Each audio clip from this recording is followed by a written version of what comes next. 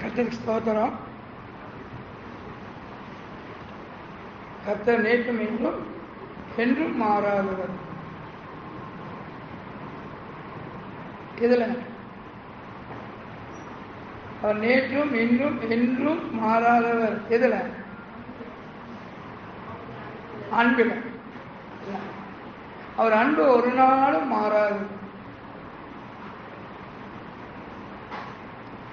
அதுல வித்தியாசம் இருக்கா?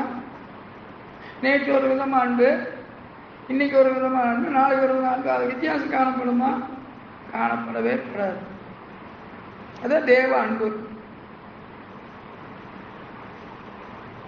நான் விசுவாசிக்கிறோமா? இல்ல நேற்று தான் அன்பா இருந்தாரு, இன்னைக்கு அன்பு இல்லாம ஆகிட்டாரு அப்படின்னு வேணும்னா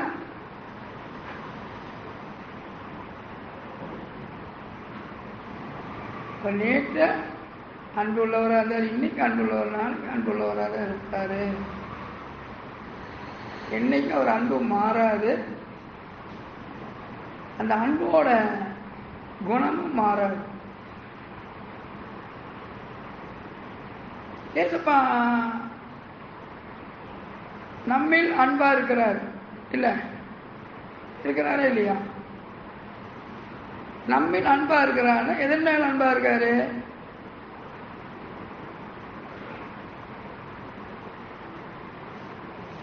ஏசப்பா மேல் அன்பா இருக்கிறாருன்னா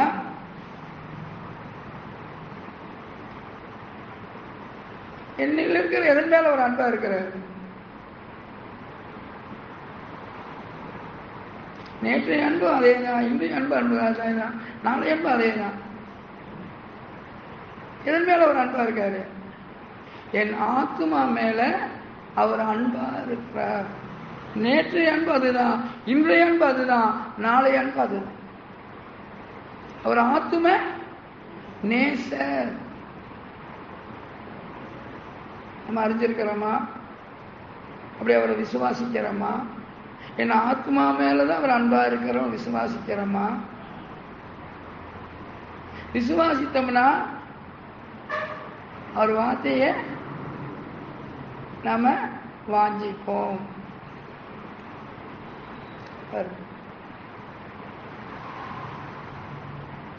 அவர் என் ஆத்மா மேல் அன்புள்ளவரா இருக்கிறார் அப்படின்னு அந்த விசுவாசம் இருந்தால்தான் அவர் வார்த்தையின் மேல வாஞ்சி உள்ளவர்களா இருக்கும். இல்லைன்னா அந்த வார்த்தையின் மேல வாஞ்ச வராது. உலகத்துல போய் ஆண்டவர் வார்த்தையை சொல்றேன், ஆண்டவர் உங்களை அன்பா இருக்கிறாருங்க, உங்க ஆத்மாவை நேசிக்கிறாருங்க, அவர் வார்த்தையை கேளுங்கன்னா கேட்பாங்களா?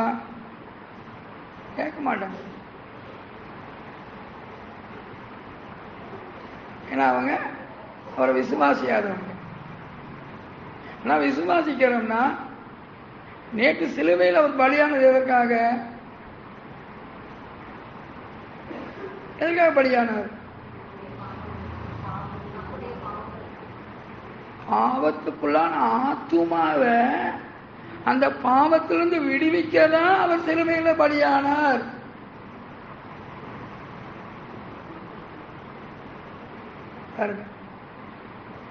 பாவத்துக்குள்ளான ஆத்துமா, அந்த ஆத்துமாவை மீட்கதான் சிலுவையில பலியானார்.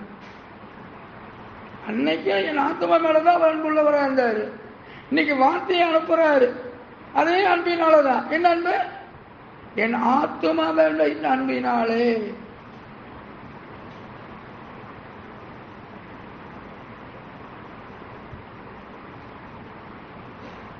என் ஆத்மாவை அவருக்குள்ளாக உறுதிப்படுத்தணும். அந்த மீட்கப்பட்ட ஆத்மா அதுக்குரிய பலனை சுதந்திரத்துக் கொள்ள செய்யணும். அதான் ஆத்ம நேசருடைய வைராக்கிய வாஞ்ச. அதற்காக ஒரு வார்த்தை, கெட்டு போனதை ரட்சிக்கவும் மனுஷகுமாரன் உலகத்தில் என்ன கெட்டு போச்சு? என்ன கெட்டு போச்சு? என் ஆத்துமா கெட்டு போச்சு. எது என்னது? எதை இழந்தது? என் ஆத்துமா தேவ மகிமையை இழந்தது. அதற்காக தான் அவர் இந்த பூமிக்கு வந்தாரு. இப்போ வார்த்தை என்ன?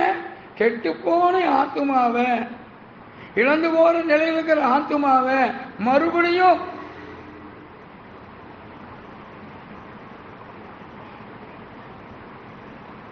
சுகமாக்க, இழந்து போனது மறுபடியும் சுதந்திரத்துக் கொள்ளும்படியா என் ஆத்மாவை உறுதிப்படுத்த அவர் வார்த்தை. என் சரீர பிரகாரமான ஆசை விருப்பங்களை மேல அவர் அன்புள்ளவர் அல்ல.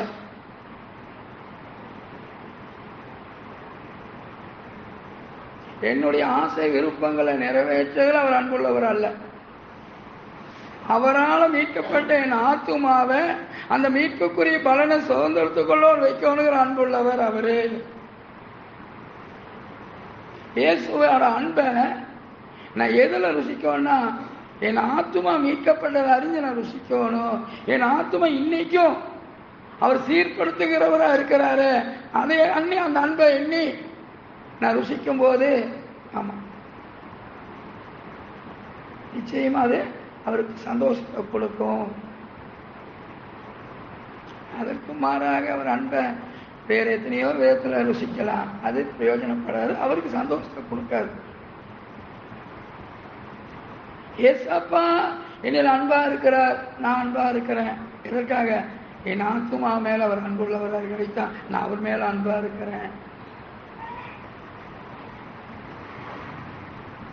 அதுதான் அவர் விரும்புறாரு. என் ஆத்துமா மேல அவர் அன்பா இருக்கிறது, நான் அவரை அன்பு கூறுறேன். அப்படி அன்பு கூறதான் அவர் விரும்புறாரு. அப்படி இல்லாம என் தேவைகளை எல்லாம் சந்திக்கிறார் அன்பு கூறேன்னா அந்த அன்பை அவர் விரும்பல.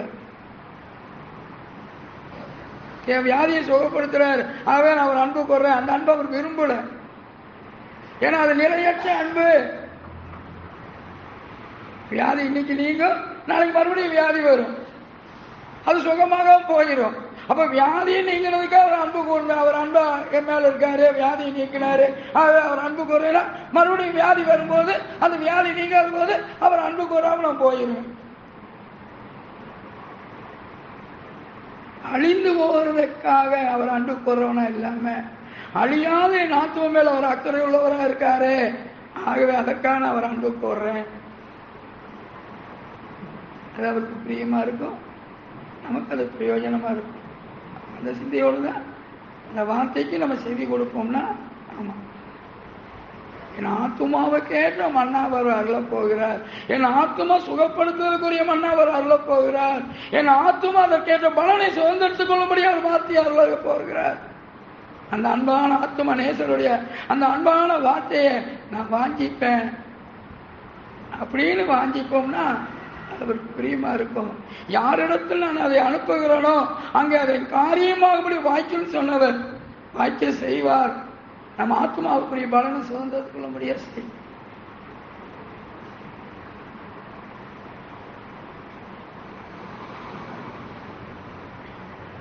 கர்த்தர் தம்முடைய ஜனத்தை ஆசீர்வதிக்கிறவர்.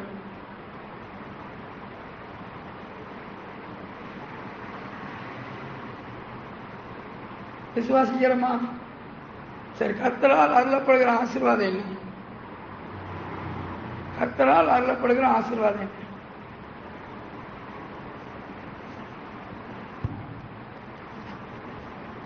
கர்த்தரால் அருளப்படுகிற ஆசீர்வாதம்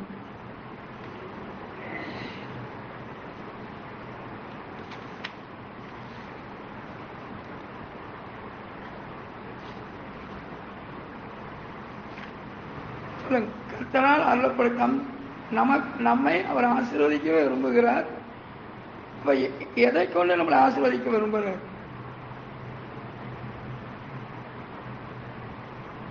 நம்ம ஆத்துமாவுக்கு நன்மை உண்டாகும்படியான காரியத்தினோடு ஆசீர்வதிக்க விரும்புவார். பார்த்துக்கங்க, நம்ம ஆத்துமா கெட்டு போறதை வைத்து நம்ம ஆசீர்வதிக்க மாட்டோம்.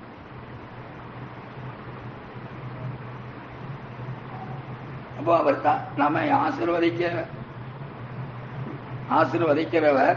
அப்ப எதை கொண்டு அவர் நம்மளை ஆசீர்வதிக்கிறார்? வாசிப்போம்.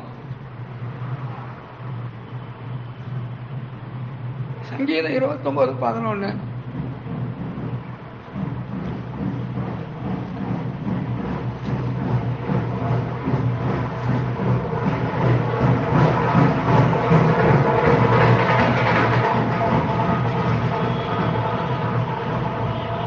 சங்கீதம் 29:11. கர்த்தர் தமது ஜனத்துக்கு பலன் கொடுப்பார், கர்த்தர் தமது ஜனத்துக்கு சமாதானம் அருளி அவர்களை ஆசீர்வதிப்பார். சரிங்களா? அவர் ஆத்தும நேசர். நம்ம ஆத்துமாவுக்கு பிரயோஜனம் உண்டாக கொண்டு நம்மளை ஆசீர்வதிக்கிறவர். நம்ம ஆசீர்வாதத்துக்கு கேடு உண்டாக கொண்டு நம்மளை ஆசீர்வதிக்கிறவர் அல்ல. அப்ப ஆசீர்வாதத்திற்கு பலன் உண்டாகக்கூடிய ஆசீர்வாதம் எது? சமாதானம். கர்த்தர் வாசிங்க திரும்பவும். கர்த்தர் தமது ஜனத்திற்கு பலன் கொடுப்பார், கர்த்தர் தமது ஜனத்திற்கு சமாதானம் அருளி அவர்களை ஆசீர்வதிப்பார்.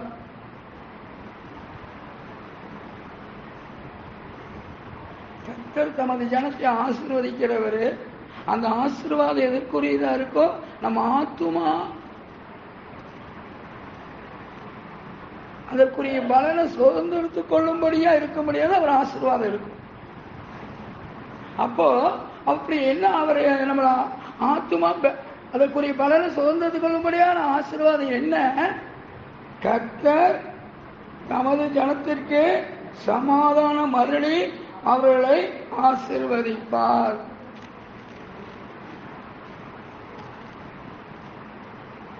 சமாதானம் தேவனுடைய பெரிதான ஆசீர்வாதம். அந்த ஆசீர்வாதம் யாருக்கு தெரியுங்களா? நம் ஜனத்துக்கு. மீட்கப்பட்ட ஆத்மாவுடைய அவர் ஜனத்துக்கு தான் அந்த தேவ சமாதானத்தை அருளுகிறார். அந்த தேவ சமாதான ஆசீர்வாதத்தை அருளுகிறார். ஏன்னா அந்த ஆசீர்வாதம் அந்த மீட்கப்பட்ட ஆத்துமா தனக்குரிய பலனை இழந்து போகாதபடி அவங்க வாழ்க்கையை உறுதிப்படுத்தும். சமாதானம் இல்லைன்னு வைங்க, பிசாசு ஈஸியா நம்மள என்ன பண்ணிடுவான்? வஞ்சித்துருவான். இன்னைக்கு உலகத்துல பாருங்க, தற்கொலை பண்ணிக்கிறாங்க. பண்ணிக்கிற கேள்விப்படுறோமா? கேள்விப்படுறோமா இல்லையா? என்ன காரணத்துக்காக தற்கொலை பண்றாங்க?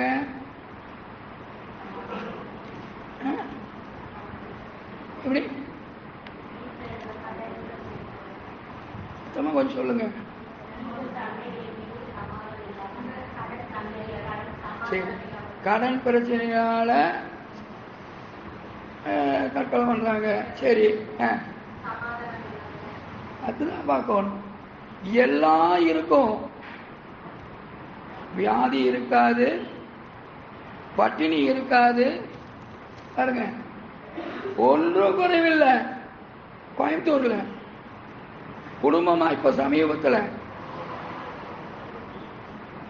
பிள்ளை கனடாவில் எங்கேயோ படிச்சுட்டு வந்த பொண்ணு, அந்த அளவுக்கு வசதி உள்ளவங்க, அவங்களுக்கு எந்த குறையும் இல்லையாமா. அவங்க உறவினர் சொல்றாங்க, பெரிய கடனுக்குள்ளாக இருந்த மனுஷன், ஆனா அதையெல்லாம் அழைச்சு மீண்டுட்டாரு. இப்ப அவருக்கு எதுவுமே அவர் தற்கொலை பண்ணிக்கொள்ளக்கூடிய சூழ்நிலை எங்களுக்கு தெரிஞ்ச ஒண்ணுமே இல்லை. அது இப்படி குடும்பமா தற்கொலை பண்ணக்கூடிய சூழ்நிலை எதுவுமே இல்லை. ஆனா ஏன் தற்கொலை? எல்லாம் இருந்தாங்க, என்ன இல்லாம போயிடுச்சு. சமாதானம் இல்லை. அதீங்களா?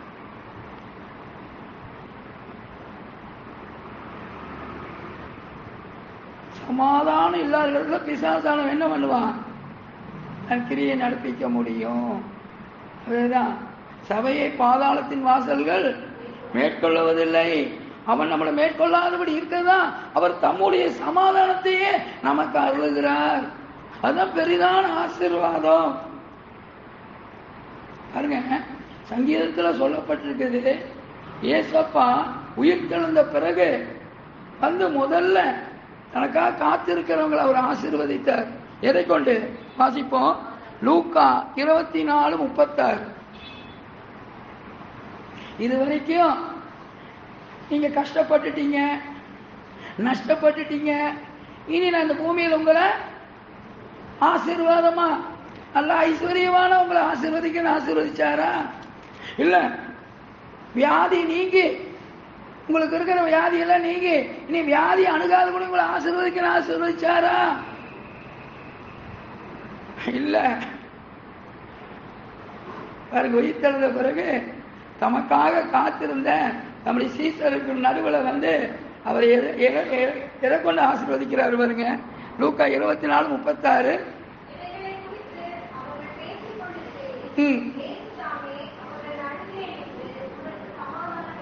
உங்களுக்கு சமாதானம் என்றார். பாத்தீங்களா? அதே யோவான் 20:19 பதிவாக இருக்குது. வாசிங்க. யோவான் 20:19.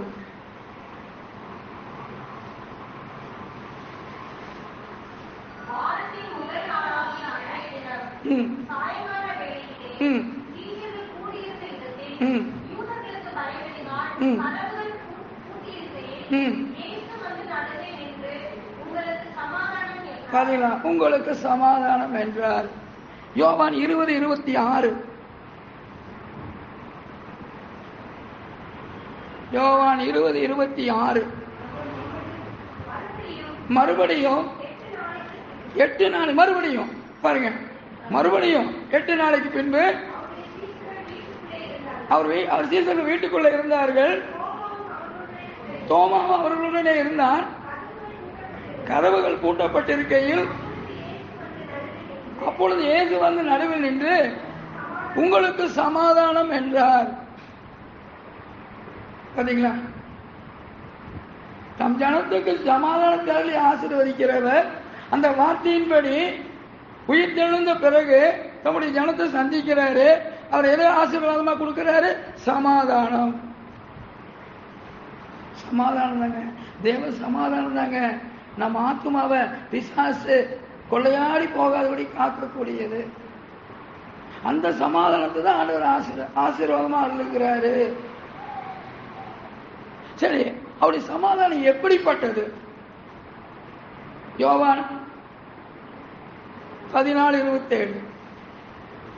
ஏன் அவர் சமாதானத்தை ஆசீர்வாதமா அருளுகிறார்? அவருடைய சமாதானம் எப்படிப்பட்டது? யோவான் 14:27. சமாதானத்தையும் உங்களுக்கு வைத்து போகிறேன், என்னுடைய சமாதானத்தையும் உங்களுக்கு கொடுக்கிறேன், உலகம் கொடுக்கிற பிரகாரமாக உங்களுக்கு கொடுக்கிறதில்லை. அவர் சமாதானம் எப்படிப்பட்டது? உலகம் தரக்கூடிய சமாதானம். அப்படி என்ன, இந்த உலகத்துல சமாதானம் கிடைக்கும், ஆனா எப்ப எத்தனை நேரம் இருக்கு எத்தனை நாள் இருக்குன்னு சொல்ல முடியாது. ஆனா தேவ சமாதானம் என்ன எப்படி இருக்குமாமா? உலகம் தரக்கூடாத சமாதானம். சமாதானம் என்ன? அது நிலைத்து இருக்கக்கூடிய சமாதானம். பாருங்க, தேவ சமாதானம் நிலைத்து இருக்கும். அது குறித்து வாசிப்போம். சங்கீதம் 72:7 வாசிப்போம். 72:7.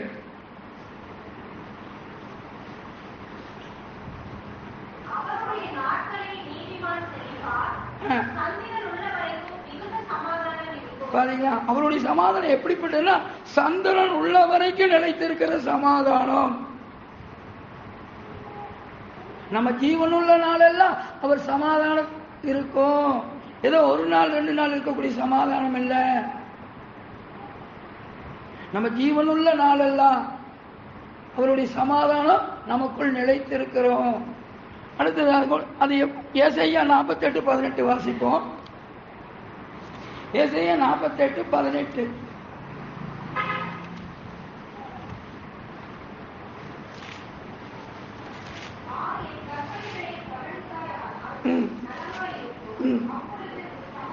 உன் சமாதானம் நதியே போல் இருக்கும். பாருங்க, நதிக்கு வத்தி போகுமா? வற்றாத சமாதானம் தேவ சமாதானம். குறையாத சமாதானம் தேவ சமாதானம்.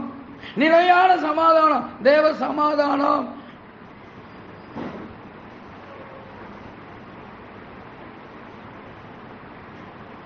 தேவன் தம்முடைய ஜனத்தை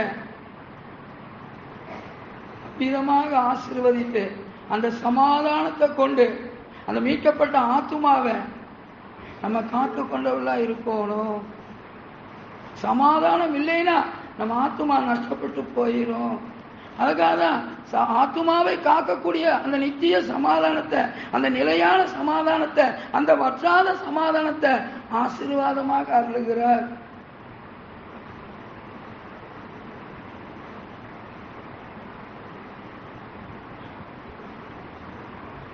யாருக்கு அதை அருளுகிறார்? யாருக்கு தம் அந்த சமாதானத்தை அருளுகிறார்? வாசிப்போம். சங்கீதம் 29:11.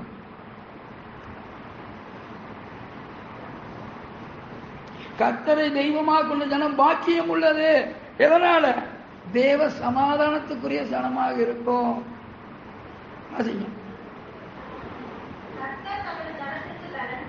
கர்த்தர் தமது ஜனத்துக்கு பலன் கொடுப்பார். கர்த்தர் தமது ஜனத்துக்கு சமாதானத்தை அருளி தம் ஜனத்தை சமாதானத்தை அருளுகிறார். அந்த நித்திய சமாதானத்தை, நிலையான சமாதானத்தை, அந்த வற்றாத சமாதானத்தை, அந்த குறையாத சமாதானத்தை தம்முடைய ஜனத்துக்கு தான் அவர் அருளுகிறார். நம்ம மத்தேயுல வாசிக்கிறோம், மழையை பொழிய பண்ணுகிறார், சூரியன் உதிக்க பண்ணுகிறார். யாருக்கு? எல்லாருக்கும். ஆனா தேவ சமாதானம் யாருக்குன்னா அவருடைய ஜனத்துக்கு மாத்திரம் விசேஷித்தது.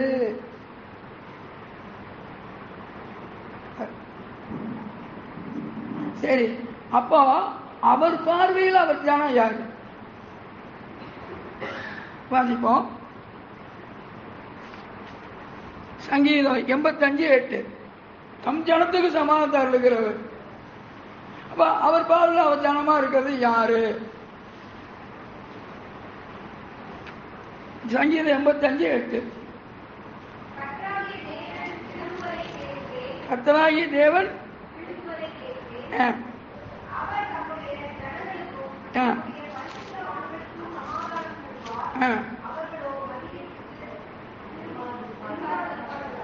யார் அவர் பால்? அவர் ஜனங்க தங்கள் மதிகேட்டுக்கு திரும்பாதவர்கள். அதான் விசேஷித்த ஆசீர்வாதம். பாவத்தில் இருந்த நாம, அந்த பாவத்திலிருந்து அவரால் விடுதலையாக்கப்பட்ட நாம மறுபடியும் அந்த பாவத்துக்கு இடம் கொடுக்காத இருக்கிறவங்க தான் அவர் பால் அவருடைய ஜனம். அந்த ஜனத்துக்கு தான் அவர் நிலையான சமாதானத்தை, நித்திய சமாதானத்தை அருளுகிறார். இந்த பூமிக்குரிய வாழ்க்கையில மாத்திரம் இல்லை, அந்த நித்திய இந்த பூமிக்குரிய வாழ்க்கை முடிஞ்சதுக்கு அப்புறம் ஏசாயால வாசிக்கிறோம். ஏசாயா 57:2 வாசிப்போம்.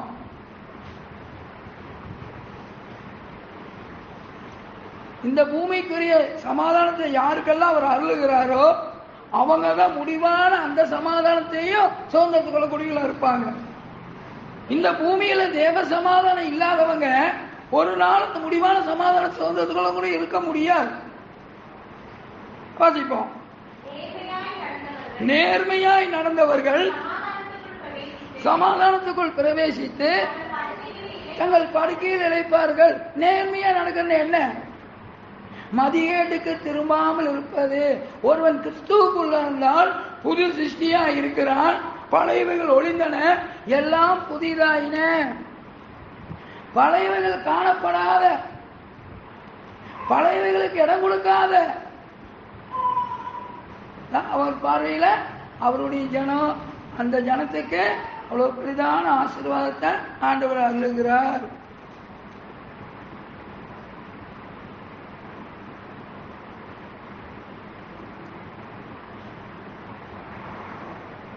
இப்ப நாம் இன்னைக்கு ஆராய்ந்து பார்க்கணும், நாம் அவர் பார்வையில அவர் ஜனமா இன்னைக்கு இருக்கிறோமா? இருந்தோம்னா நிச்சயம் அவருடைய சமாதானத்தில் நிறைந்தவர்களாக இருப்போம். சமாதானத்தில் இருந்த வாழ்க்கையில என்ன இருக்காது? முறுமுறுப்பு இருக்காது, கவலை இருக்காது. பாருங்க, எப்பொழுதும் சந்தோஷமா இருக்கும். அதான் தேவ சமாதானத்துடைய பெரிதான ஒரு குணம். தேவன் தம்முடைய சமாதானத்தை அள்ளி தம் தனத்தை ஆசீர்வதிய அவங்க எப்பொழுதும் சந்தோஷமா இருக்கணும். கர்த்தருக்குள் எப்பொழுதும் சந்தோஷமா இருங்கள், சந்தோஷமா இருங்கள் என்று மறுபடியும் சொல்லுகிறேன். பாத்தீங்களா? யார் அப்படி கர்த்தருக்குள் எப்பொழுதும் சந்தோஷமா இருக்க முடியும்? தேவ சமாதானத்தில் நிரப்பப்பட்டவங்க எப்பொழுதும் கர்த்தருக்குள் சந்தோஷமா இருக்க முடியும். நீதிமான்களுடைய கூடாரத்தில் ரட்சிப்பின் கம்பீர சத்தம் எப்பொழுதும் துணிக்கும்.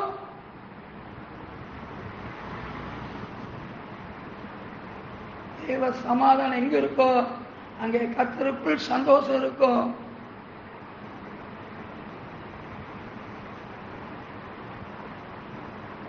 இன்னைக்கு நம்ம வாழ்க்கையில் அது இருக்கா?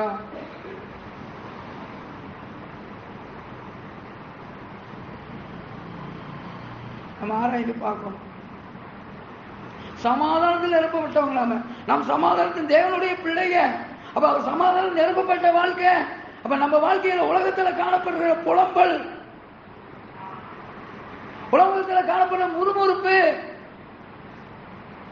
உலகத்துல காணக்கூடிய அதுவேன்னு இதுவேன்னு அங்கலாப்பு எதற்கும் இடமில்லாம போதும் என்கிற மனதுடன் கூடிய தேவபக்தியே யாரால முடியும்?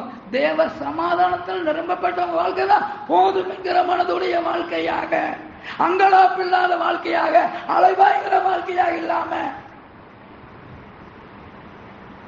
கர்த்தருக்குள் சந்தோஷமா இருக்கிற வாழ்க்கை. தேவ சமாதானம் இல்லைன்னா அளவாயிரவளாக இருப்போம், திருப்தி இல்லாதவளாக இருப்போம், முறுமுறுப்புள்ளவளாக இருப்போம். இதெல்லாம் பிசாசுக்கு வகை, விளங்கிட்டு போயிருவோம். பார்த்தீங்களா?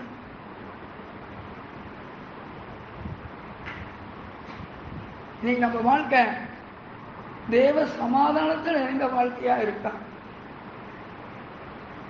அப்போ நாம அவருடைய அவருக்காக அவர் ஜனங்களா இருக்கிறன்னு உறுதி. இன்னைக்கு அப்படி இல்லைன்னா அவர் பால் அவர் ஜனங்களா நாம் இல்லை. அப்ப யாருக்கு யார் வாழ்க்கையில சமாதானம் இல்லைங்கிறாரு? துன்மார்க்கருக்கு சமாதானம் இல்லை. பாத்தீங்களா? தேவ ஜனம் சமாதானத்தில் நிறைந்திருக்கணும் தேவ ஜனம். ஆனா தேவ ஜனம் சொல்லிக்கிறேன், என் வாழ்க்கையில தேவ சமாதானம் இல்லை. அப்ப அவர் பொய் உரைக்கிறவரா? இந்த வருஷம் வாக்குத்தத்தம் சொல்லுது, அவர் பொய் உரையாதவர். அப்ப என் வாழ்க்கையில தேவ சமாதானம் இல்லைன்னா, என் குடும்பத்துல தேவ சமாதானம் இல்லைன்னா, நான் ஒரு பார்வையில் என்னவா இருக்கிறேன்? துன்மார்க்கனா இருக்கிறேன்.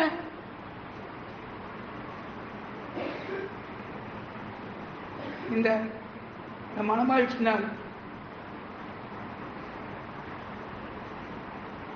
ஒரு சமூகத்துக்கு வந்திருக்கிற நாம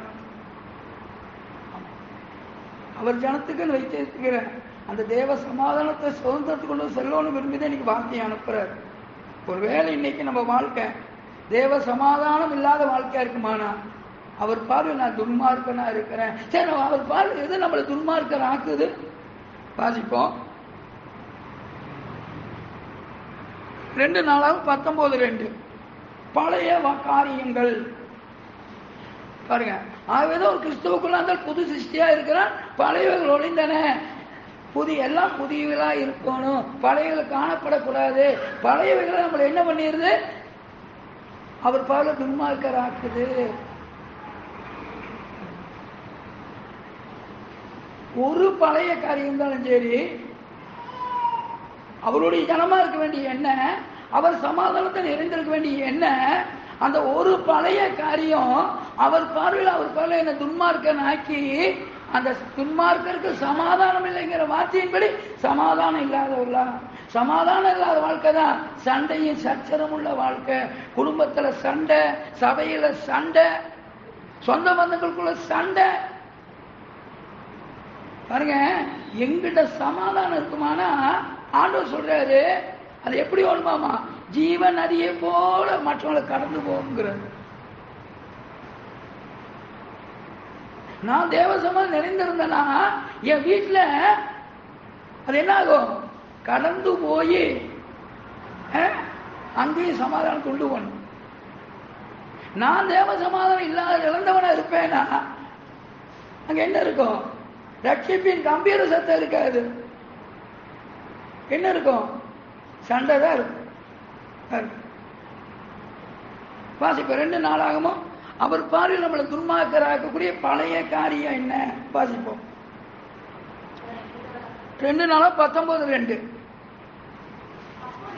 அப்பொழுது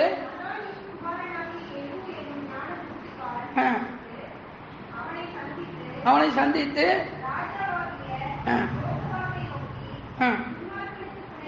துன்மார்க்கனுக்கு துணை நின்று கர்த்தரை பகைக்கிறவர்களை நீ சிநேகிக்கலாமா? இது நிமித்தம் கர்த்தருடைய கடும் கோபம் உன்மேல் வர இருந்தது. பாத்தீங்களா? போதும். அப்போ கர்த்தருடைய பார்வை துன்மார்க்கராக என்ன? கர்த்தரை பகைக்கிறவங்களா ஆக்கக்கூடிய காரியம் பழைய காரியம். அந்த பழைய காரியம் இன்னைக்கு என் வாழ்க்கையில காணப்பட்டா நான் கர்த்தருடைய பார்வை அவரை பகைக்கிறோன்னு இருப்பேன். அவரை பகைக்கிறோன்னு ஆகும்போது அவர் பார்வையில் நான் துன்மார்க்கன். அப்ப துன்மார்க்கனுக்கு சமாதானம் இல்லை.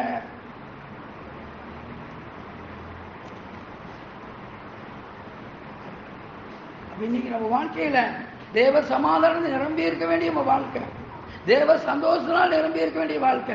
என்ன இருந்தாவா? இல்ல.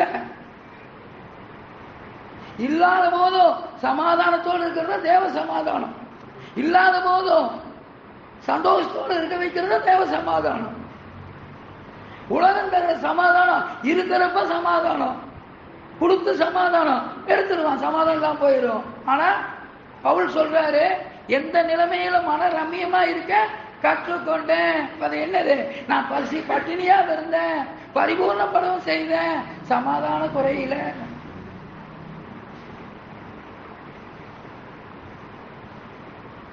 அப்போ இவ்வளவு பெரிதான சமாதானத்துக்குரியவர்களா இருக்க வேண்டிய நாம, அந்த சமாதானம் தேவனுடைய பிள்ளை சாட்சிகளா இருக்க வேண்டிய நாம இன்னைக்கு சமாதானம் இல்லாம இருக்கிறோம்னா, அதான் ஒருத்தர் வீட்டில் ஒரு பெரிய இழப்பாயிருச்சு. அப்போ உலகத்தார் கேள்விப்படுறாங்க, ஐயோ அவங்க என்ன ரொம்ப உங்க குடும்பத்தில் ஏதோ பெரிய பிரச்சனை, பாவம் போய் ஏதோ துக்கமா இருப்பவங்க ஆறுதல் பிரச்சனை வரப்பாங்க. என்ன நடந்தாலும் நன்றி ஐயா. அடுத்தது என்ன வரைக்கும் நாளும் நன்றி ஐயா பாடிட்டு இருந்தாங்களாமா. இவளுக்கு வர அதிர்ச்சியா போச்சு. என்னடா இவங்க துக்கமா இருப்பாங்க, நம்ம தான் ஆறுதல் படுத்தலான்னு வந்தா இவங்க பாடி சந்தோஷமா பாடிட்டு இருக்காங்களேன்னு. ஏதோ அவங்க அவ்வாறு அந்த நிலைமையில அவர் சந்தோஷமா இருக்க வைத்தது தேவ சமாதானம். ஐஸ்வர்யா அவ்வளவு சந்தோஷமா இருக்க பண்ணுமா? இல்ல உலகத்தில் இருக்கிற பட்டம் பதவி நம்மள அந்த சந்தோஷத்துல இருக்க பண்ணுமா? தேவன் தர்ற சமாதானம் எல்லா நிலையிலும் நம்மளை சந்தோஷமா இருக்க பண்ணும். நடந்ததெல்லாம் நன்மைக்கே நன்மைக்கே நன்றி சொல்லி மகிழ்கின்றேன். இன்றைக்கே நடப்பதெல்லாம் நன்மைக்கே நன்மைக்கே நன்றி சொல்லி மகிழ்கின்றேன். என்ன நடந்தது? பெரிதான நஷ்டம். ஆனா நன்மைக்கு ஏன் தேவ சமாதானம், தேவ சமாதானத்தால் நிறைந்த வாழ்க்கையில இந்த உலகத்துக்குரிய இழப்பு ஒன்றும் பாதிக்க உண்டாக்காது.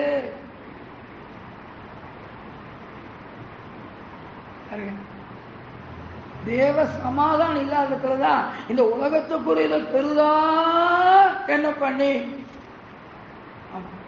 தேவ சமாதானம் இருக்கிறத இந்த உலகத்துக்குரிய எதையும் பெரிதாக என்னாது, போனாலும் பெரிதாக என்ன.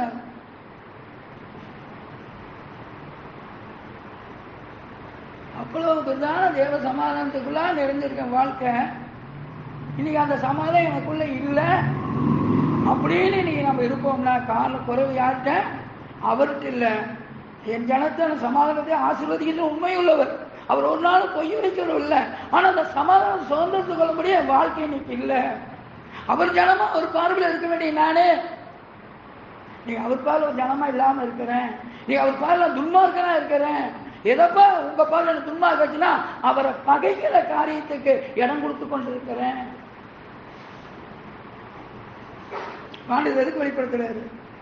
நீங்க அந்த பகைக்கிற காரியம் என்னன்னு அறிஞ்சு அவர்கிட்ட ஒப்பு கொடுத்து அது மூலம் நம்ம விட்டு அதை பகைக்கிற கருத்தை நீக்கி அதன் மூலம் அவருடைய ஜனமா நம்மளுக்கு உறுதிப்படுத்தி அந்த நிறைவான தேவ சமாதானங்களை ஆசீர்வதித்து அனுப்பதான் நீங்க வார்த்தையை அனுப்புற.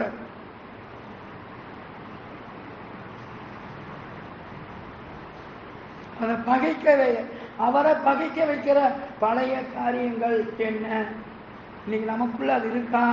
அதுதான் தேவ சமாதானம் இருந்திருக்க வேண்டிய என்ன, தேவ சந்தோஷம் இருந்திருக்க வேண்டிய என்ன?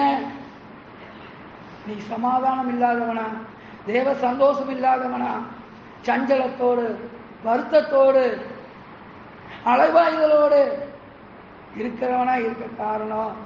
அப்ப அந்த வாழ்க்கையை இன்னைக்கு ஆண்டவர் மாற்றணுங்கிற அந்த உயிர் தெழுந்த நாள்ல ஆண்டவர் தேவ சீசர்கள் மத்தியில வந்து உங்களுக்கு சமாதான வார்த்தையின்படி இந்த நாள் அவர் சமூகத்துக்கு வந்திருக்கனாம அவர் அந்த தேவ சமாதானத்தை, அந்த நிலையான சமாதானத்தை, அந்த நித்திய சமாதானத்தை, அந்த குறைவான சமாதானத்தை சுதந்திரத்து கொண்டவர்கள செல்ல வைக்கொண்டு அவர் விருப்பம். அப்ப இன்னைக்கு வார்த்தையை கொண்டு நம்மளை ஆராய்ந்து பார்த்து ஒப்பு கொடுப்போம்னா நிச்சயம் தேவ சமாதானத்தோடு செல்லும்படி ஆண்டவர் செய்வார். அவரை பகைக்க வைக்கிற பழைய காரியம்.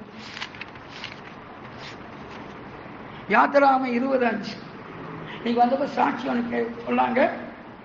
அது இந்த வசனத்துக்கு ஆவியானவர் அக்செப்ட் பண்ண மாதிரி நினைச்சுக்கிட்டேன் நான். ஆமா, இன்னைக்கு ஆண்டவர் வசனத்துக்கு நம்ம என்ன ஒரு அடையாளம், ஆண்டவரால் அது நல்ல பிள்ளைங்களுக்கு சொல்லப்பட்ட சாட்சியிலேயே அது வந்தது. யாத்திராம 20:5 நீ அவைகளை நமஸ்கரிக்கவும் சேவிக்கவும் வேண்டாம்,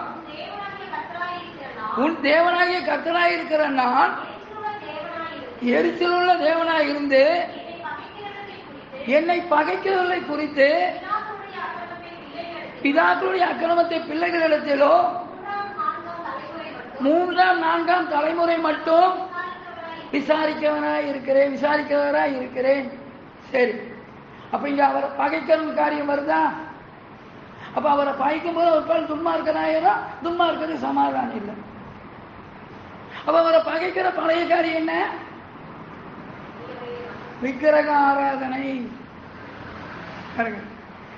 நம்ம ஆண்டவருக்குள்ள வர்றதுக்கு முன்னாடி நம்ம அவரை பகைக்கிறவங்களா அந்த இடம் போடும். விக்கிரகாనికి இடம் கொடுத்து அவரை ரோமர் 5 வாசிக்கிறோம். அவருக்கு நாம் சத்துருக்களா இருக்கையில், அவரை பகைக்கிறதா இருக்கையில் அவர் நம்மை ரட்சித்திருக்க.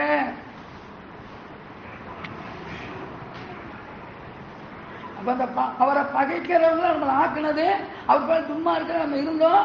ஆனால் கிருபையா ரட்சிக்கப்பட்டுட்டோம். அவர் ரட்சிக்கப்பட அவருடைய ஜனம் ஆயிட்டேன். அப்ப அவர் ஜனமா இருக்கோம்னா என் வாழ்க்கை இந்த பழசு காணப்படக்கூடாது, பழைய ஒளிந்தவனைகளா இருக்கணும். அதுதான் அவரை சிநேகிக்கிறவனை நம்ம மாத்தோம். அவரை சிநேகிக்கிறது அவர் ஜனம். அவரை பகைக்கிறவன் ஒரு நாள் அவர் ஜனமா இருக்க முடியாது. அவரை பகைக்கிறவன் அவர் பாலும் துன்மார்க்கராக இருக்க முடியும். துன்மார்க்க சமாதானம் இல்லை. நீங்க நம்ம ஆராய்ந்து பார்க்க வேண்டிய காரியம். அந்த அவரை பகைக்கிறவனை என்ன மாத்திர அவர் பாரு துன்மார்க்கனா போக பண்ணி சமாதானத்தை இழந்து போக பண்ணுகிற அந்த பழைய நம்ம வாழ்க்கையில் இருக்கா? எதாவது விக்கிரக ஆராதனை.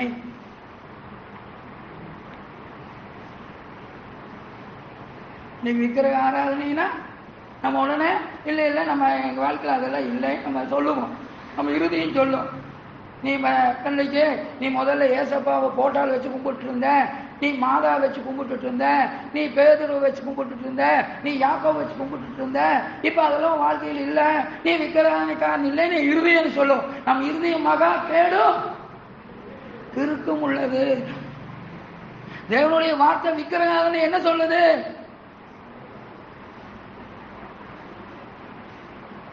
வேதம் என்ன சொல்லு? விக்கிரகாரன் என்ன சொல்லுது?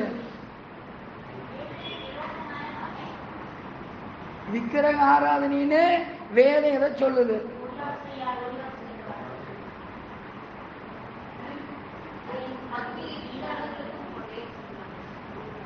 என் மகிமையே வேறொன்றுக்கும் கொடையேன். அதெல்லாம் விக்கிரக ஆராதனை. கர்த்தரை வைக்க வேண்டிய இடத்துல கர்த்தருக்குரிய மகிமைய, கர்த்தருக்குரிய இடத்தை வேற எதற்கு வீடு கொடுத்தாலோ நான் விக்கிரகாரங்க.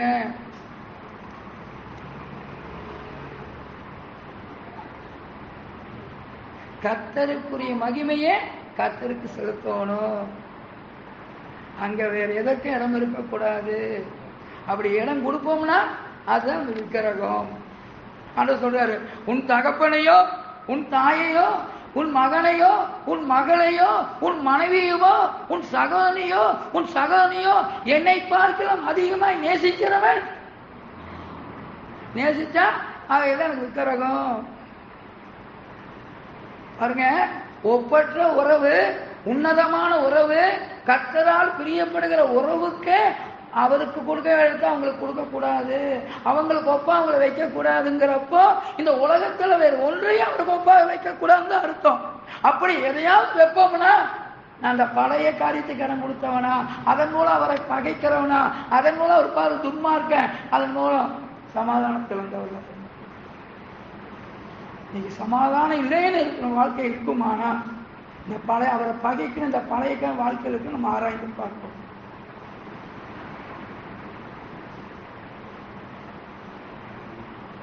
கர்த்தருக்குரிய கணத்தை கர்த்தருக்கு தான் கொடுக்கணும், கர்த்தருக்குரிய இடத்தை கர்த்தருக்கு தான் கொடுக்கணும். அங்க வேற ஒன்றுக்கு இடம் கொடுக்கக்கூடாது. அப்படி கொடுத்தோம்னா அது விக்கிரகாணிக்கு ஒப்பானது. நீ நம்ம ஆராய்ந்து பார்ப்போம். இந்த பழைய காரியம் நமக்குள்ள இருந்தா அதுதான் அவர் பாரு நம்ம பகையினர் அவரை பாய்க்கலாக்கி அவர் பேர் துன்மார்க்கலாக்கி அது தேவ சமாதானத்தில் பண்ணி நம்மளை தேவ சமாதானம் இருந்து போறவங்கள பண்ணி இருக்குது. பழைய அந்த காரியம் இருக்குமா ஆண்டோட ஒப்பு கொடுப்போம்னா நீ ஆண்டோட மன்னிப்பார், நீக்குவார், நம்முடைய ஜனமா உறுதிப்படுத்தி இந்த நிலையான சமாதானத்தை செல்லும்படியா செய்வார். கர்த்தர் எல்லாமே வேற ஒன்றுக்கும் முதலிடம் கொடுக்கக்கூடாது. கர்த்தருக்கு முதலிடம் கொடுக்கிற வாழ்க்கை என்ன? முதலாவது தேவனுடைய ராஜ்யத்தையும் அவர் நீதியும் தேடுங்க. அதுதான் கர்த்தருக்கு முதலிடம் கொடுக்கிற. வேற விக்கிரகாணிக்கு இடம் கொடுக்காத வாழ்க்கை, அவரை ராஜாவை வச்சு அவர் வார்த்தைக்கு முதலிடம் கொடுத்து நான் வாழ்கிற வாழ்க்கை. அவர் எல்லாம் வேற ராஜா இருக்கக்கூடாது, அவர் வார்த்தையை தவிர வேற வார்த்தை ஒன்றும் இல்லை. இல்லைங்க, என்ன எங்க சொந்தக்கா அவங்க எனக்கு முக்கியங்க, இவங்க எனக்கு முக்கியங்க அப்படின்னு ஆண்டவர்களோட அவங்க இவங்களை முக்கியம் வச்சா நான் விக்கிரகாரக்காரன். ஆண்டவர் வார்த்தையை விட வேற ஒரு வார்த்தைக்கு முக்கியத்துவம் கொடுத்தா நான் விக்கிரகாரக்காரன். நான் கர்த்தரை பகைக்கிறேன், கர்த்தரோட பேர் துன்மா இருக்கேன், துன்மார்க்கம் சமாதானம் இல்லை.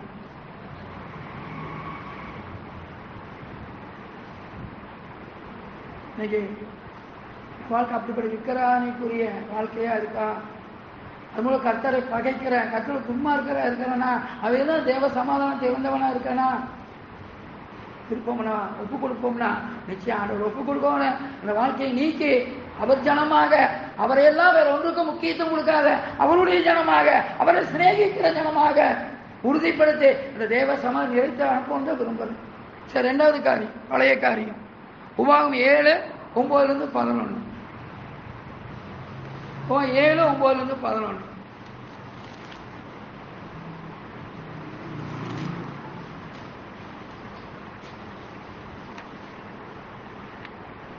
பாருங்க, நம்ம வாழ்க்கையில ஜெபம் அவசியம்.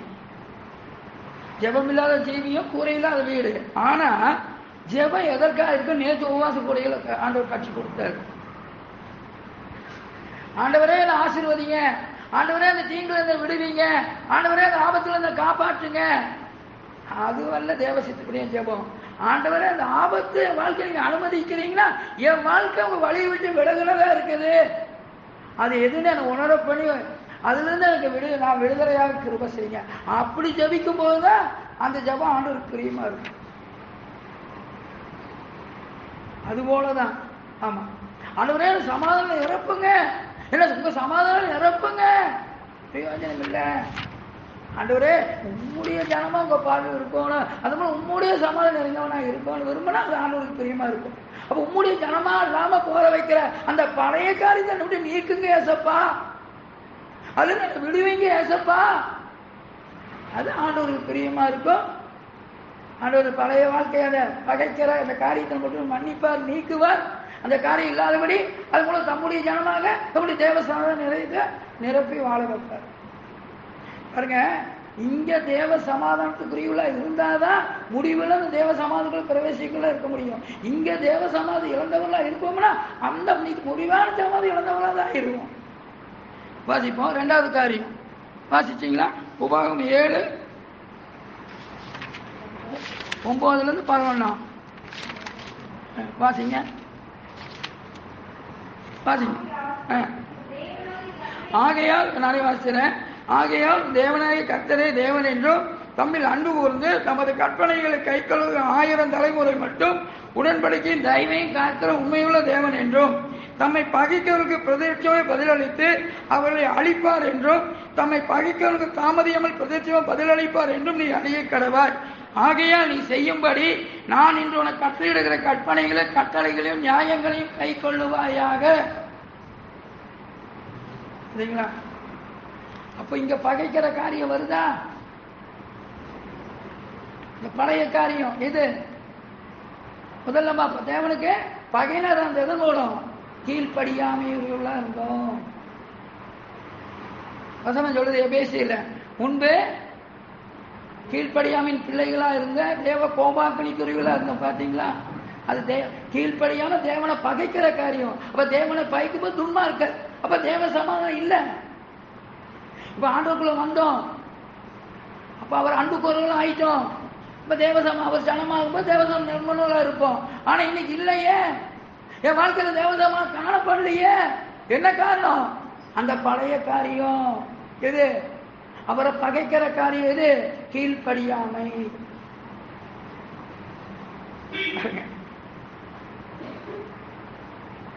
கீழ்படிந்தா அவருடைய ஜனம். கீழ்படியாம போகும்போது அது அவரை பகைக்கிற ஜனமாயிரும். அவரை பகைக்கும்போது அவர்கள் துன்மார்க்கருக்கு சமாதானம் இல்லை. இந்த சவுல் வாழ்க்கை நல்ல ஒரு கோபம் நமக்கு. சவுல் கீழ்ப்படிதல் உள்ளவனா இருந்தான். தேவ சமாதானம் நிறைந்தவனா இருந்தான். என்னைக்கு அவன் கீழ்ப்படியாமைக்கு இடம் கொடுத்தானா அன்னைக்கு அவன் தேவனை பாய்க்கவன் ஆயிட்டான். தேவனுடைய பாரு துன்மார்க்கன் ஆயிட்டான். தேவ சமாதானம் இழந்தவன் ஆயிட்டான். ஆமா, தேவன் தம்மை சிநேகிக்க அவரை சிநேகிக்கிறவங்க அவர் அன்பு கூறுறது அவருடைய ஜனம். அப்ப அவர் ஜனத்துக்கு அவர் நெத்திய ஆசிரியர் சமாதானத்தை அருள்வார். ஆனா அவரை பகைக்கிறவர்களுக்கு அந்த சமாதானம் இல்லை. அப்ப இன்னைக்கு என் வாழ்க்கையில் சமாதானம் இல்லைன்னு என்ன காரணம்? அந்த பழைய காரியம் இன்னைக்கு என் வாழ்க்கையில் இருக்கிறது கீழ்படியாமை. அதான் சொல்றாரு பாருங்க, தம்மை பகைக்கிறவர்களுக்கு பிரதியட்சமாய் பதிலளித்து அவர்களை அழிப்பார் என்றும் தம்மை பகைக்கிறவங்க தாமதியாமல் பிரதிலட்சமா பதிலளிப்பார் என்று அறிய கடவாய். எதை சொல்லி சொல்றாரு? என் வார்த்தையை கை கொண்டு நடக்கும் போது நீ அவரை அன்பு போடுறவனா இருப்பேன். ஆனா வார்த்தையை கை கொள்ளாம போகும்போது அவரை பகைக்கிறவர்களாயிருவோம். அவரை பகைக்கும் போது துன்மார்க்கராயிருவோம். துன்மார்க்கிற போது தேவ சமாதானம் சேர்ந்தவர்களாயிருக்கும். நீங்க ஆராய்ந்து பார்க்கணும். நான் வாழ்க்கையில கீழ்படியாம அது அவரை பகைக்கிற பழைய காரியம். அவர் பாரு நம்மளை துன்மார்க்கராக்கக்கூடிய காரியம். தேவ சமாதானத்தை இழந்து போக வச்ச காரியம். ஆண்டவரே நான் மன்னிங்க. உங்களை அன்பு கூற வேண்டிய நானு, உடைய தேவ சமாதானம் நிறைந்திருக்க வேண்டிய நானு. இன்னைக்கு உண்மை பகைக்கிறவனா அது நடித்தா உடைய சமாதானத்தை இழந்தவனா இன்னைக்கு இருக்கிறேன். அப்ப இங்க மாத்திரம் சமாதானம் இழந்தவடைய அந்த நித்திய சமாதானத்தை இழந்தவனா இருக்கிறேன். என்ன மன்னிங்க. அந்த பழைய காரியம் உங்களை பகைக்கிற அந்த கீழ்ப்படியாம என்னை விட்டு நீக்கி போடுங்க. நீ என் வாழ்க்கையில் காணப்படவை திரும்ப செய்யுங்க. ஒப்பு கொடுக்கும்போது நிச்சயம் ஆண்டவர் தம்முடைய ஜனமாக உறுதிப்படுத்தி தம்முடைய ஜனத்துக்கு வைத்திருக்க அந்த நிலையான சமாதானத்தை நம்ம ஆசீர்வதித்து அனுப்புவோம். ஆராய்ந்து பார்ப்போம். கீழ்ப்படியாத வாழ்க்கையில சமாதானம் இருக்கவே இருக்காது. கர்த்தரை பகைக்கிறவங்க அவங்க. கர்த்தரை துன்மார்க்க சமாதானம் எழுதுனதுதான் அது மாறவே மாறும்.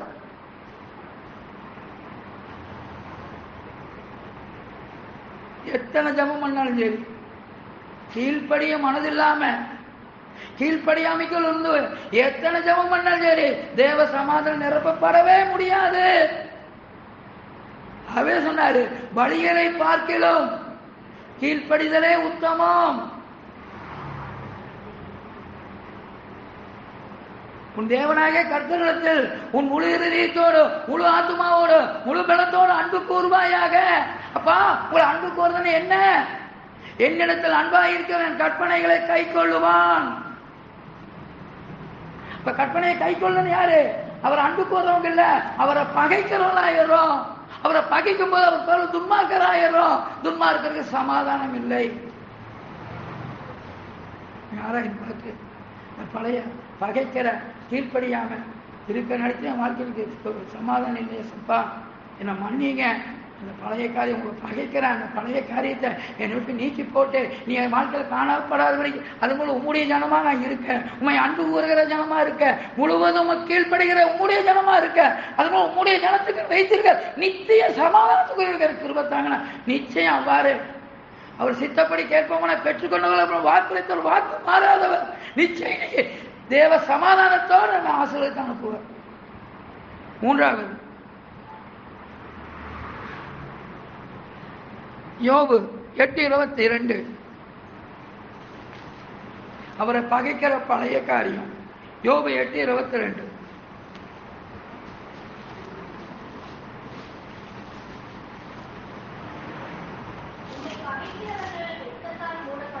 உம்மை பகைக்கிறவர்கள் வெட்கத்தால் மூடப்படுவார்கள், துன்மார்க்க கூடாரமோ அழிந்து போகும். பாத்தீங்களா, அவரை பகைக்கும் போது அது துன்மார்க்கர் ஆயிடுவாங்க. அப்ப தேவசமாதி இழந்துட்டு அது அழிவுதான். அப்ப அவரை பகைக்கிற அந்த பழைய காரியம் என்ன? வாசிப்போம். யோபுல 8:13. யோபு 8:13. தேவனை மறக்கிற எல்லாருடைய வழிகளும் அப்படியே இருக்கும், மாயக்காரின் நம்பிக்கை அழிந்து போ. இப்ப பழைய காரியம், அந்த பழைய தேவனை பாய்க்கிற காரியம் என்ன? தேவனை மறக்கிற. அப்படி என்ன அர்த்தம்? தேவனை மறக்கிற காரியம் அங்க என்ன சொல்லப்பட்டிருக்குது? மாயக்காரின் நம்பிக்கை அழிந்து போயிடும். அப்படி என்ன? தேவனை எல்லாம் இன்னொரு நம்பிக்கை வைப்பது, கர்த்தரை எல்லாம் வேறொரு நம்பிக்கைக்கு இடம் கொடுப்பது, அவரை பகைக்கிற, அவர் பார்வையில துன்மார்க்கர் ஆக்கிற, தேவ சமாதானத்தை இழந்து போகிற வாழ்க்கை. கர்த்தர் மேல் நம்பிக்கை வைத்து கர்த்தரையே தன் நம்பிக்கையா கொண்டிருக்கிற மனுஷன் பாக்கியவான். கர்த்தர் மேலேயே நம்பிக்கை வைத்தார். நாம் அவருடைய ஜனம், நம்முடைய ஜனத்தை சமாதானத்தை அருளை ஆசீர்வதிக்கிறவர். இன்னைக்கு நம்ம ஆராய்ந்து பார்க்க வேண்டிய மூணாவது காரியம் இந்த பழைய அவரை பகைக்கிற காரியம். நாம் அவருக்குள்ள வர்றதுக்கு முன்னாடி எனக்கு பல நம்பிக்கை இருந்தது, ஆனா தேவனையோ நான் மறந்தவனா இருந்தேன். சிருஷ்டிகரை நம்பதற்கு பதிலாக சிருஷ்டியை நம்பிக்கொண்டிருந்த, அதன் மூலம் அவரை மறந்த, அவரை பகைக்கிற, அவர் பதில் துன்மார்க்கனா, தேவ சமாதானம் இல்லாதவனா இருந்தேன். இன்னைக்கு தேவ சமாதானம் இருந்திருக்க வேண்டிய என்னுடைய வாழ்க்கை இன்னைக்கு தேவ சமாதானம் இருந்திருக்கேன்னா அன்னைக்கு இருந்த வாழ்க்கை, அன்னைக்கு இருந்த நம்பிக்கைக்கு இன்னைக்கும் இடம் கொடுத்துட்டு இருக்கிறேன். அவரையெல்லாம் வேற ஒன்று மேல நம்பிக்கை வைக்கிறேன். அது அவரை மறக்கிற, அது மூலம் அவரை பகைக்கிற, அவர் பதில் துன்மார்க்கரா போக பண்ணி தேவ சமாதானம் இழந்து போக வைக்கிற வாழ்க்கை. கர்த்தரை நம்புகிறவங்க வேற எதன் மேலே நம்பிக்கை வைக்கிறார். அதுதான் அவருடைய ஜனம். அந்த ஜனத்துக்கு அவர் அளவில்லாத அந்த சமாதானத்தை ஆசீர்வாதமா இருக்கிறாரு. அந்த நிலையான சமாதானத்தை ஆசீர்வாதமா இருக்கிறார். அந்த குறையாத சமாதானத்தை ஆசீர்வாதமா இருக்கிறாரு. சமாதானத்தை இழந்தவர்களா இருக்கிறோமா? காரணம் பழைய தேவனை பகைக்கிற அவரெல்லாம் வேற ஒன்றுக்கு இன்னைக்கு நம்பிக்கை வச்சுட்டேன்.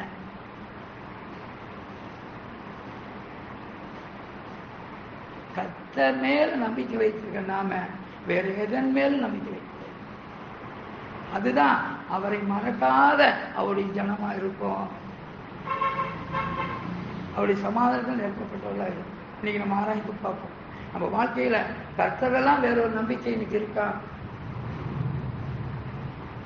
ஏசு போதுமே போதுமே, ஏசு போதுமே போதுமே, எந்த நாளிலுமே என் நிலையிலுமே எந்த வாழ்வினிலே ஏசு போதுமே. இதான் ஜனம்.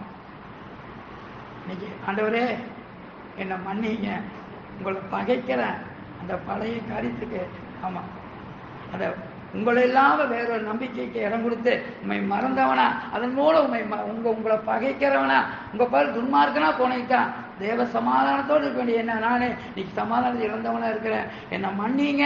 அந்த பழைய உங்களை பகைக்கிற அந்த உண்மையெல்லாம இருக்கிற எல்லா நம்பிக்கையும் அறவே ஒழிச்சு போடுங்க. உங்களையே நம்பிக்கை வைத்து வாழ்ற உம்முடைய ஜனமா என்ன உறுதிப்படுத்தி உம்முடைய ஜனத்துக்கு இந்த நித்திய சமாதான நிரப்பி அனுப்புங்கப்பானா ஆண்டவர் சொல்றாரு. நீ கேட்டபடியே உனக்கு ஆக கடவுள். தேவ சமாதானத்தை இழந்து வந்த நாம போகும்போது தேவ சமாதானத்தோடு செல்லும்படியாக ஆண்டவர் ஆசீர்வதித்து அனுப்புவார். 4வது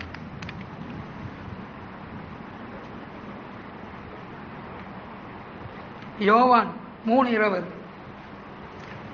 யோவான் 3:20.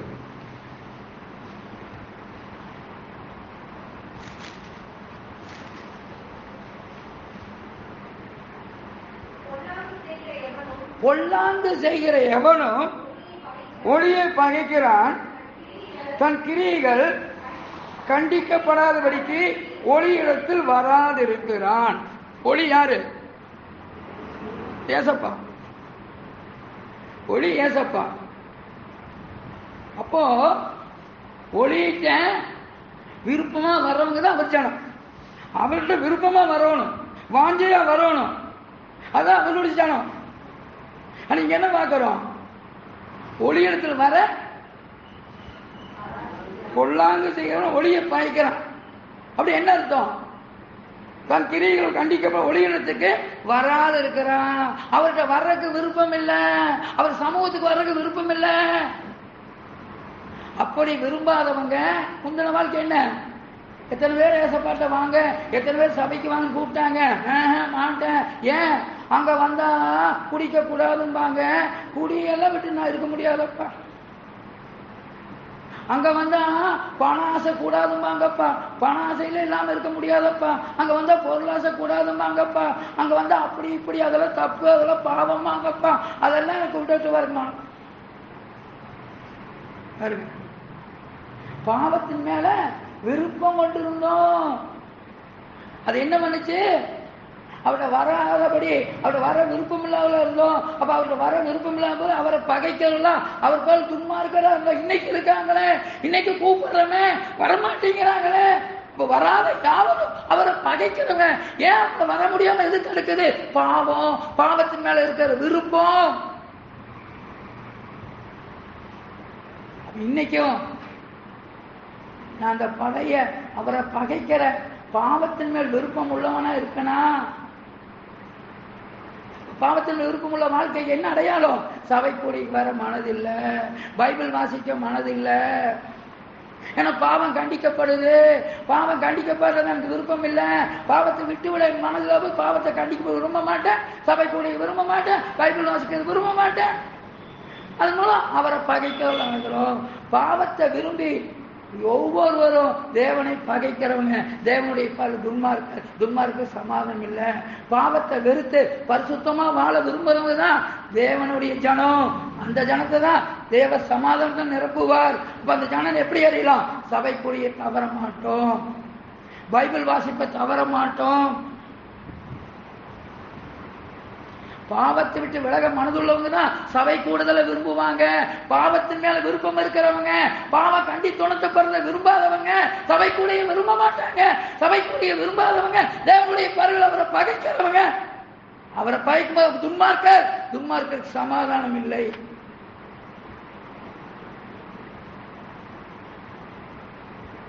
ஞாயிற்றுக்கிழமை எத்தனை பேர்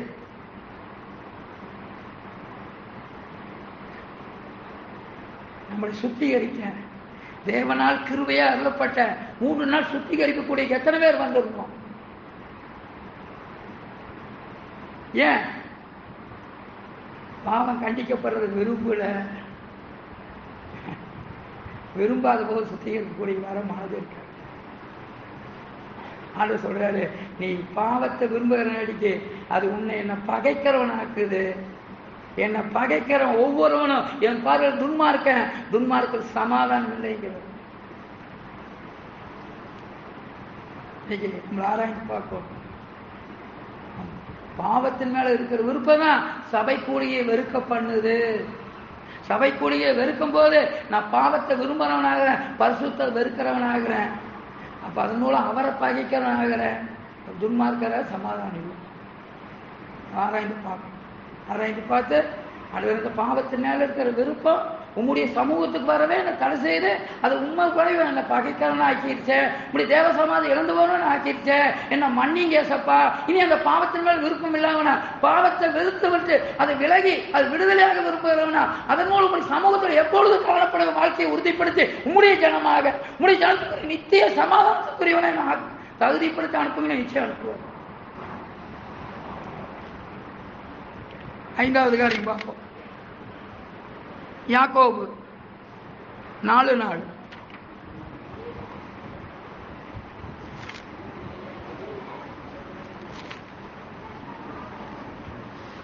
யாக்கோபு 4:4.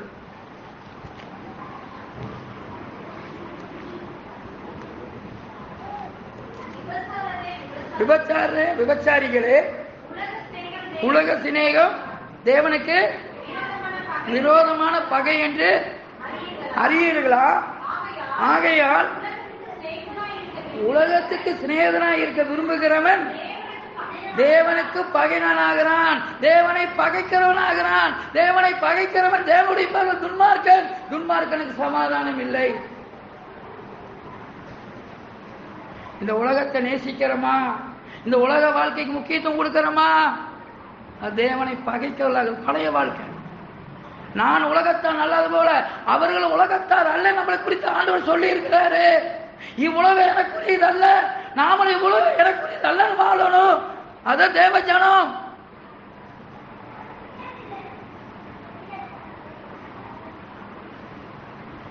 அதுக்கு மாறாக இவ்வுலகத்தை சொந்தமா எண்ணி இந்த உலக வாழ்க்கைக்கு முக்கியத்துவம் கொடுக்கும் போது, இந்த உலகத்தை சிநேகிக்கும் போது அது என்ன பண்ணிடுது? என்னை தேவனை பகைக்கிறவனாக்குது. தேவனை பகைக்கும் போது தேவனுடைய துன்மார்க்க சமாதானம் இல்லை. என் வாழ்க்கையில சமாதானம் இல்லைன்னு என் வாழ்க்கை அது பழைய பாவம், பழைய காரியம். என்ன உலகத்துக்குரிய வாழ்க்கை இருந்தது, இன்னைக்கு உலகத்துக்குரிய வாழ்க்கை. இன்னைக்கு உலகத்துக்குரிய வாழ்க்கைக்கு முக்கியத்துவம். இன்னைக்கு நமக்குரிய வாழ்க்கை எதுக்காக இருக்கோங்க? யோவான் ஸ்நானன் காலம் முதல் பரலோக ராஜ்யம் பலவந்தம் பண்ணப்படுகிறது. பலவந்தம் மண்ணுகள் அதை பிடித்துக் கொள்கிறார்கள். இந்த பூமிக்குரிய வாழ்க்கை பரலோக ராஜ்யத்தை பிடித்துக் கொள்ள பலவந்தப்படுகிற வாழ்க்கையா இருக்கணும். இந்த உலகத்துக்குரிய சொந்தப்படுத்த பிரயாசப்படுற வாழ்க்கை இருக்கக்கூடாது.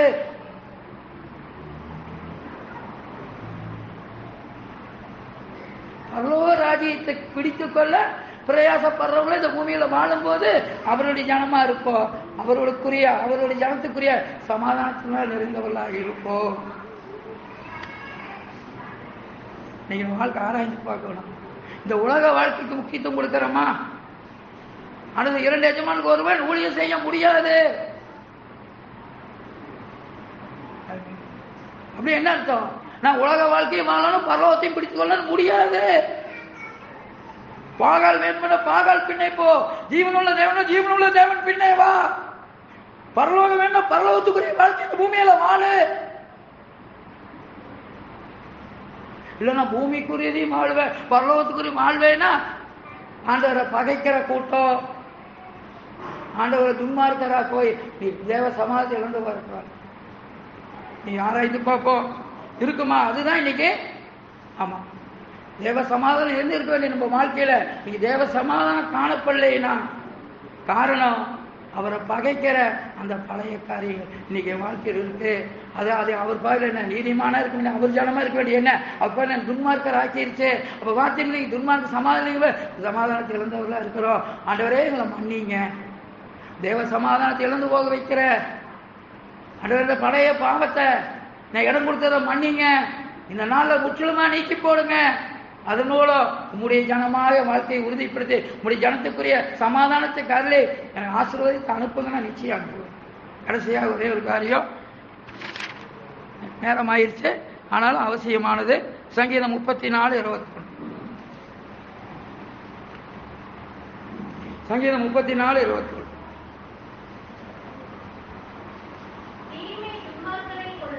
தீமை துன்மார்க்கனை கொள்ளும், நீதிமானை பகைக்கிறவர்கள் குற்றவாளி ஆவார்கள். முந்தின வாழ்க்கை நான் துன்மார்க்கனா இருந்தேன், அப்ப தேவ பிள்ளைகளை பகைச்சேன். அப்ப தேவ பிள்ளையை பகைக்கும் போது அது தேவனை பகைக்கிறது. தேவனை பகைக்கும் தேவனுடைய துன்மார்க்க சமாதானம் இல்லை. இப்பொழுது நான் தேவனுடைய பிள்ளைன்னு சொல்லிட்டு தேவ பிள்ளைகளை பகைக்கிறவனா இருந்தா இன்னைக்கும் நான் தேவனை பகைக்கிற துன்மார்க்க அவதை நீங்க வாழ்க்கையில் சமாதானம் இல்லை. காண்கின்ற சகோதரனை அன்பு கூறாதவன் காணாத தேவனை அன்பு கூறாதவன். காண்கின்ற சகோதரனை பகைக்கிறவன் காணாத தேவனையும் பகைக்கிறவன்.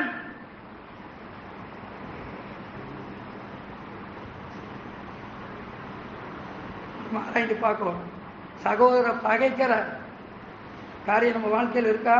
அதுதான் அப்படி ஜனமா இருக்க வேண்டிய என்ன, அப்படி ஜனமெல்லாம போக பண்ணி துன்மார்க்கனா நாக்கி தேவ சமாதானம் இழந்து போன வைத்திருக்குது. இழந்து போனதை நம்ம பெற்றுக்கொள்ளணும் விரும்புற. எது பெற்றுக்கொள்ள வைக்கும்? தன் பாவத்தை அறிக்கை செய்து விட்டு விடுகிறவன் இரக்கம் பெறுவான். அதுதான் கர்த்தருடைய அன்பு.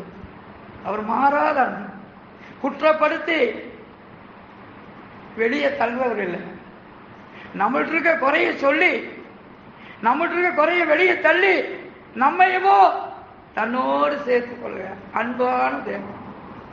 அந்த அன்பினால் எனக்கு வார்த்தை கொண்டு இடைப்பட்டிருக்க நம்ம ஆராய்ந்து பார்த்து ஒப்பு கொடுப்போம்னா அந்த வண்ணமா செல்லாம தேவ சமாதானத்தினால் சுதந்திரத்துக் கொண்டவர்களாக இனி இருக்கிற நாளெல்லாம் தேவ சமாதானம் நிறைந்தவர்களாக தேவ சந்தோஷத்தினால் நிறைந்தவர்களாக வாழ வைத்து முடிவில் இந்த நித்திய சமாதானத்துக்குள் பிரவேசிக்க பண்ணுவார்.